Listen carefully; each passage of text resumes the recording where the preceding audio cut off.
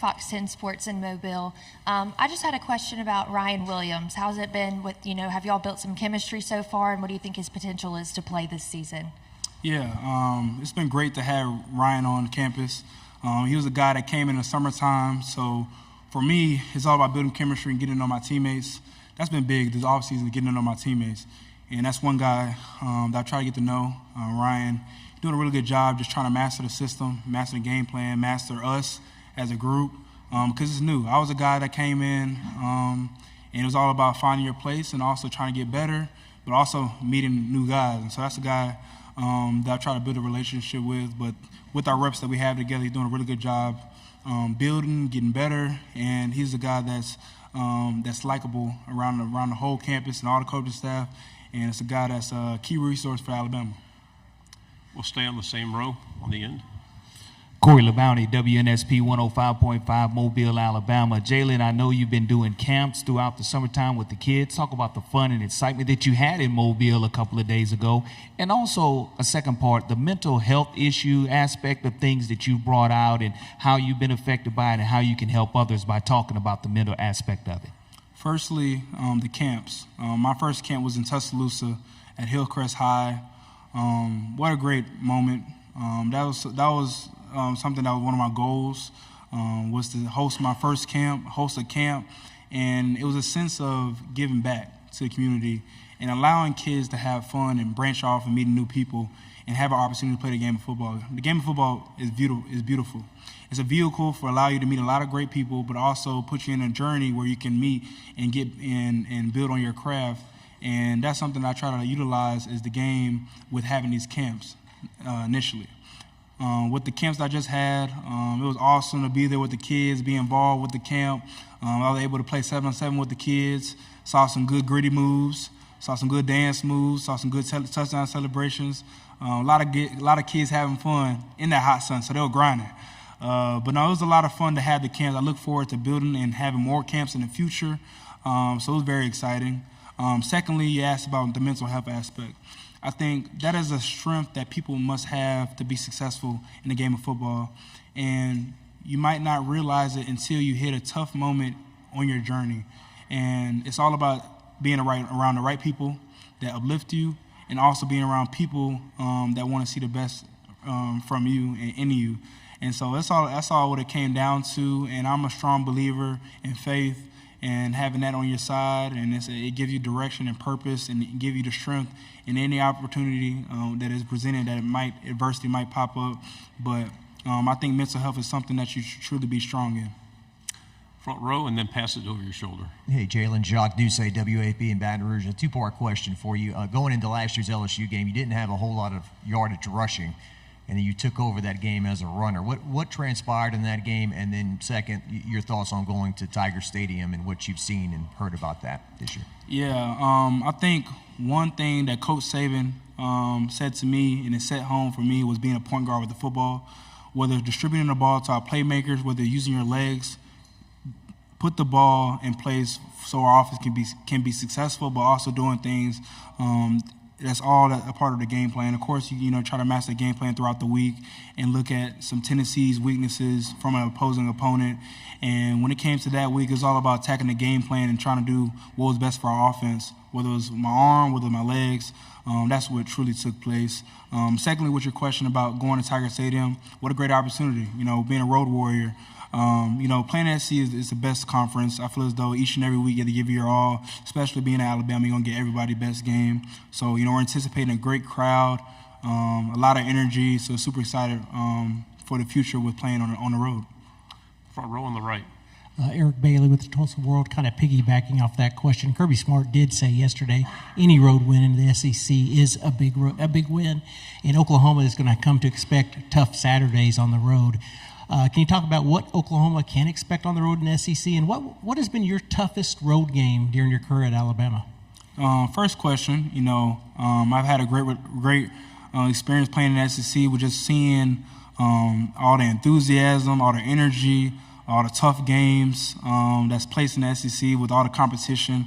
So I've seen a lot, with my time being in college. So I can just say, they're going to have a lot of competitive games and also a great experience just playing at SEC. But number one, the resources that's provided with being a student athlete and being a student at an SEC school. Just a lot is poured into the universities. So that's what a great opportunity with that being in the SEC. So super happy for them for them to have that experience. So what a great opportunity with them being a part of SEC. What was your second question? Oh, no, yeah. Like I mentioned, playing on the road is hard. That's something that we try to embrace in the off season. Is just the challenges that may be presented in the future with playing on the road. So it's hard to narrow down one because like me and Alabama are going to get everybody's best game, and a lot of energy is going to be placed in the building. So it's hard to narrow down one, but it's super exciting playing in the Southeast Conference. Left side, third row. Tyler Shaw with KBTX and College Station. Jalen, first off, can you do you mind describing your fit to us? Well, okay, so it was down to 3 suits. I was trying to decide which color I was going to wear, whether it was a light suit, a black suit that was neutral, and a lighter color. It was hard to decide. I want you to guess when I decided to put that on and decide. I decided this morning. I hope I look all right because I decided this morning right before our flight. But it came down to the shoes. You got to start with the shoes when you start your outfit off. So I got the black Pradas on, and so from there I built upon that, and then I got all the way up. Right side on the aisle. Yeah, Joseph Duffy, TSTV Sports in Austin. Your old lineman, Tyler Booker, mentioned how not just that final play in the Rose Bowl has motivated y'all so far in the season, but really the entirety of the game with some miscues that y'all wish you could have back. Being that your coach and Kalen DeBoer had the same kind of miscues that he wanted back at Washington, has he used that game, also in the national championship, to motivate you all together, and if so, how? What a great question. I'll say there's a lot of things that you can always reflect on from past seasons, and number one for us was last year. We were blessed and fortunate to be in the college playoffs, one game away. What burn do you need more than being that close to a championship? And so for us, we're very passionate about each other, but also passionate about achieving short-term goals and long-term goals as we're going along this process. And we can always reflect and learn from it. And so, we shared that. We shared the same experience from Coach DeBoer with failing to achieve a national championship. So now it's all about refocusing and focusing on our 2024 football season. Final question, left side on the aisle. Joe and Ryan Hennessy, WVTM NBC 13 in Birmingham. When we were at the Rose Bowl, you told us about doubters, some even your coaches previously. Now you're going into a season where you're highly respected by the media, going into potentially a Heisman run. Does your mindset change, or what are you doing going into this compared to going into last year and what you told us last year? I think it's the same mindset, same mission, being the best version of myself each and every day I walk in the building, being the best quarterback in the country, learning, growing as a player, seeking all information from my coaching staff, being a student of the game. I think it's all about going 1-0, and the grind doesn't stop. That cliche term, but the grind doesn't stop. Just each and every day that you have an opportunity to play the game of football, seize it. Seize the opportunity, try to do what's best for the football team in a sense. And so I say, for me and my development, and it's all about getting better and just leaning on my brothers because it's going to be a chance where we play a game one, and it's all about tackling the task at hand, which is being the best version of myself, entering the building and having a rep each and every day that I have on the practice field. Jalen, thank you very much. Good luck this year. Hey everybody, how we doing today? Tyler Booker. Great. Thank y'all for being here today. Okay, we're going to open up to questions. Who has one? George here on the front row.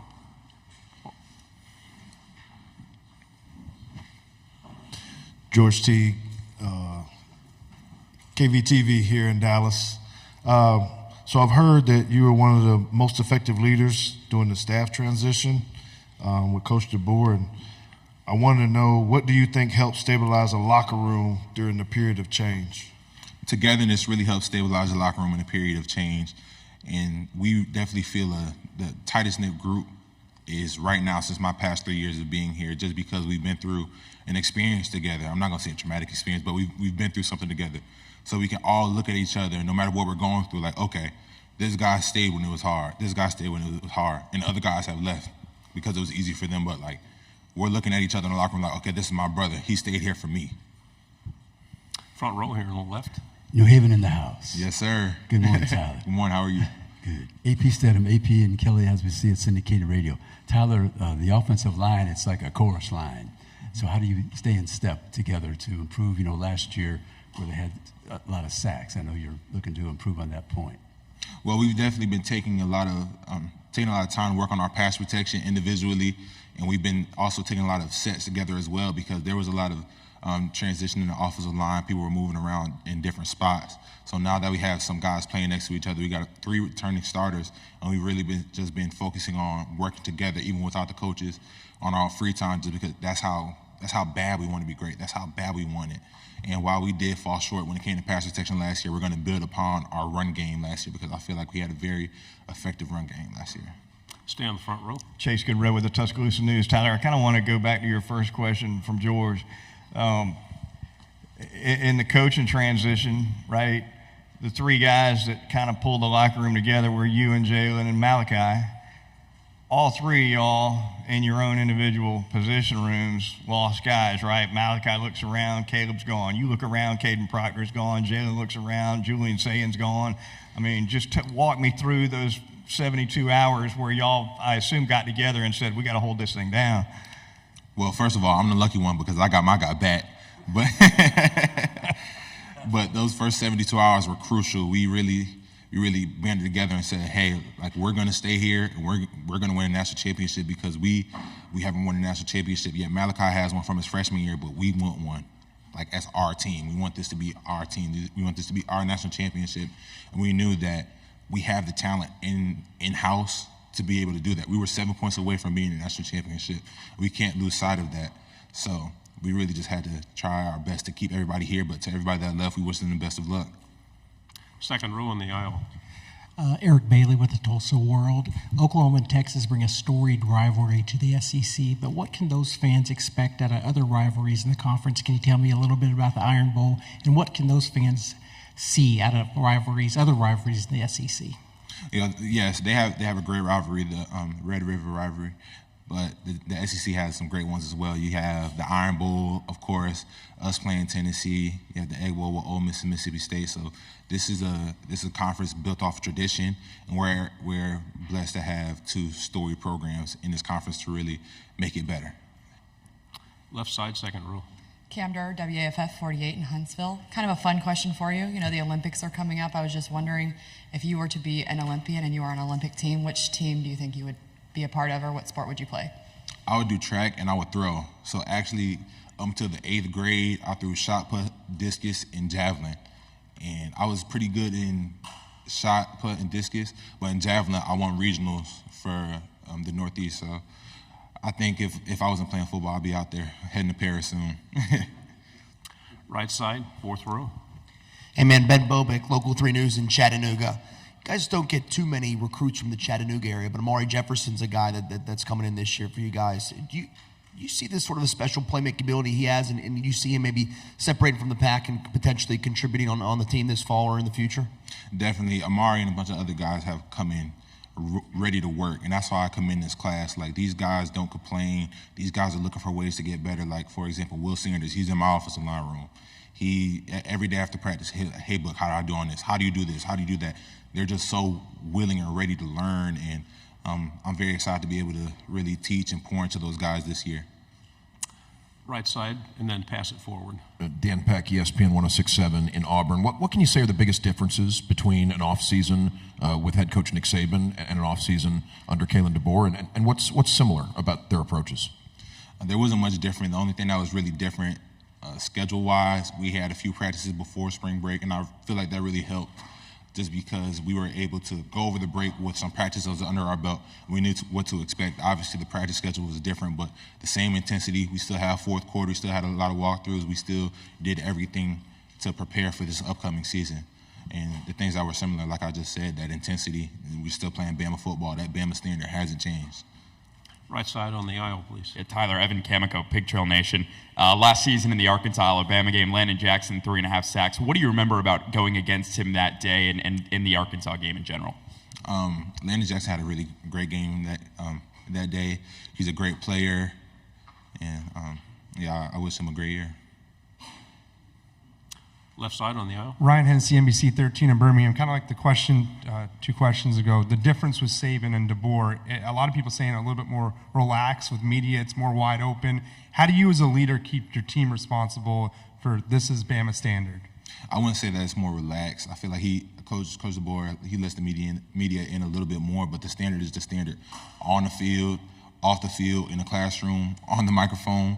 So the standard is the standard. You're going to represent your family and yourself and the team, most importantly, in the best way possible. I'm sorry, left side. Jake Stanza, WBRC in Birmingham. What do you think of your former coach, Coach Saban, picking Texas and Georgia to play in the SEC title game? Is that some early rat poison for this group? Not necessarily. Like, you really can't pay attention to things this early in the year. We have about 6 weeks until the season starts, and I really don't deal in hypotheticals. He taught me that, so he'd be glad to hear me say that. On the aisle, third row. Tyler Joe Gaither, BamaCentral.com. What do you think the change to morning practices will do for the team, and how do you think that's going to maybe help this year, getting ready for this year? I think morning practices will definitely help because we're going to be able to practice in the morning, go to class, and then in the afternoon we're going to have some more time. We'll have more time to really recover, get ready for the next day, watch film, meet with our coaches. It's just more time on the back end of the day because when we had afternoon practice, you only had so much time before you had to go to study hall, eat, go to sleep, get ready for the next day. So I definitely feel like morning practices are going to be a great change for us. Left side again on the aisle. Want to ask about the 2023 Iron Bowl, that final drive. At any moment, did doubt creep in, or your most vivid memories of those last couple of plays? Those last couple of plays, I was just thinking about scenarios of how we would win. Like, doubt never creeped into my mind, and I think that's just the way that I'm wired. Like, I feel like as long as there's time on that clock, we have a chance to win. It doesn't matter what's going on. And if you let doubt creep in your mind, you're not a real competitor. You're not a true competitor. You have to believe in yourself before anybody else believes in you. So as a leader on that offense, I had to believe the whole time, because if a guy seeing me with my head down, pouting, talking about like, oh man, we lost the game, what is that going to do to everyone else? So that whole time, I'm thinking of ways we can win this game, how I can perform, and how I can do my job to the best ability to help my team win. Left side, front row. Michael Cobble, WBRZ TV in Baton Rouge. I feel like Jalen has the potential for a Heisman year. What do you see in him and his growth, and what are your expectations for him this season? I'm very blessed to be able to play with Jalen. Jalen's a great quarterback, but even better leader. So him being there for us the whole time, and he's a person that I leaned on during the transition as well. So I just expect a great season out of Jalen, and us as an offensive line, we're going to give him the time he needs, the holes he needs, whatever he needs in order to be great and do his job to the highest ability. Final question back here on the left. Max Cohan, Way 31. Tyler, I know you've had some time to process it now, but I'm wondering how that last play of the Rose Bowl is still sitting with you and if it's fueling you to this point. Definitely, the whole Rose Bowl, it's not just the last play, it's definitely fueling us to this year. We understand we fell short, and we were so close to our end goal, and we're going to let that drive us this year, but we're not going to dwell on it too long. We got to look forward to this upcoming season. But that's the Rose Bowl is something that we talk about as far as, like, whenever you don't feel like working hard, just think we didn't work hard enough in that game. Tyler, thank you very much. Good job. Thank you. Y'all have a good one. Roll Tide. Malachi, how important was it to you and your teammates to really rally and get everybody together and make sure you guys stay in Tuscaloosa and not into the transfer portal, because that is common when you get a new head coach? Right. It was very important. I think that's one of the things that was our main focus when Coach Saban made his decision, and the leaders on the team to try to get everybody together, get everybody to have a level head, and just don't make any rash decisions. Right side, third row. Malachi Mount, Corey LeBounty, WNSP 105.5, Mobile, Alabama. Talk about being named a permanent team captain, what that means to you and your legacy helping this momentum shift and with the coaching change moving forward. Right. It definitely means a lot. My teammates picked me to be a permanent captain at the end of the year, and it's something that I definitely have a high regard to. It's definitely a great honor to be appointed by your teammates, your brothers, somebody that you go to work with each and every day, and for just being yourself and them recognizing you and your leadership, it was a special moment. Third row, and then pass it over your right shoulder. Like Tyler Shaw with KBTX and College Station. What's been the biggest difference, in philosophies between Nick Saban and now Kalen DeBoer? And then who's got the better fit here at Media Days, you or Jalen? Oh, that's a great question. Coach Saban and Coach DeBoer, they have two different coaching styles. Both of them work, and both of them are very effective. But like I said, they just have two different ways of going about it. And Coach DeBoer is kind of more of a player-led type of coach. He kind of let his players take over and lead a team. But when he has things to say, he definitely voices his opinion and lets it be known when things are on his mind. But best fit, man, I would have to say me. J Mill got a little all black going on. I got a little color in mine, so I'm gonna have to go with myself. Front row, on the right.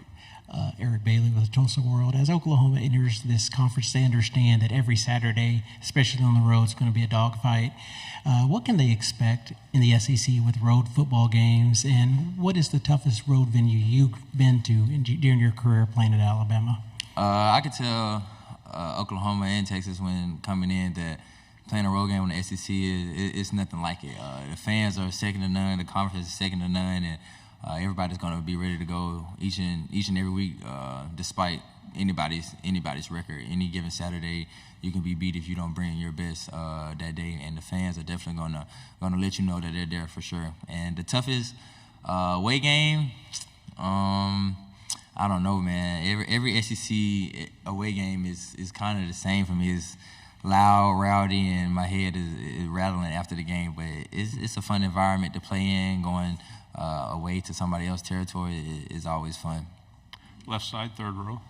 Hey, man, Ben Bobick, Local 3 News in Chattanooga. Amari Jefferson's a freshman from our area that came in this summer. From your point of view, how has he adjusted to college ball, and do you foresee him, being a contributor down the line for this team? Right. Amari, he's been doing a great job of coming in and coming to work each and every day. I think him coming in right now, his main focus needs to be just trying to learn the playbook and learn from the older guys that are there and try to use that in his way of seeing the field. But all of our young guys are doing a great job of coming in and taking the coaching and advice that the older guys are giving to them. And I think this is one of the best young groups that we've had, talking about people come in and be accepting of corrective criticism and not taking it to heart and knowing that we just want the best for everybody on the team. On the right in the back, on the aisle. Yeah, Malachi, kind of keeping up with that, Ryan Williams is someone your teammates really praised this week. Just what have you seen from him since he's got on campus this summer?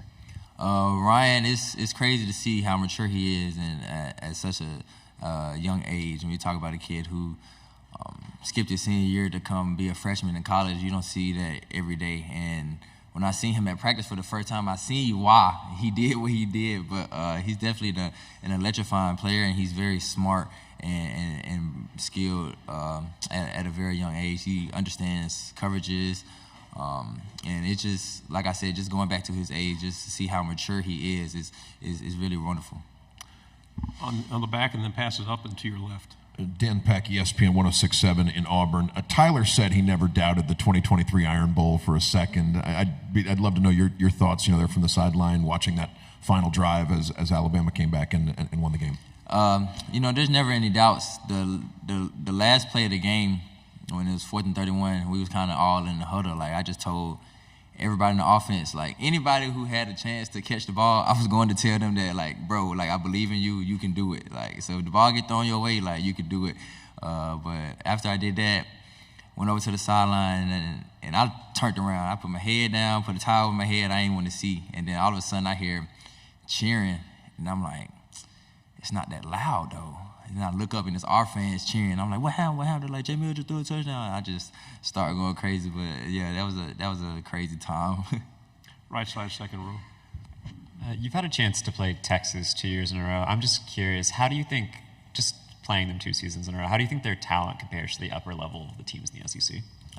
Texas, they're a very talented team. I think Coach Sark has done a great job coming in and kind of bringing in a winning culture that wasn't there before, and the way he just took them in the first 2 years of being there, and See, last year they made it to the college football playoffs, and they're always a very talented team on defense, special teams, and offense, and it's great to have them in the ACC.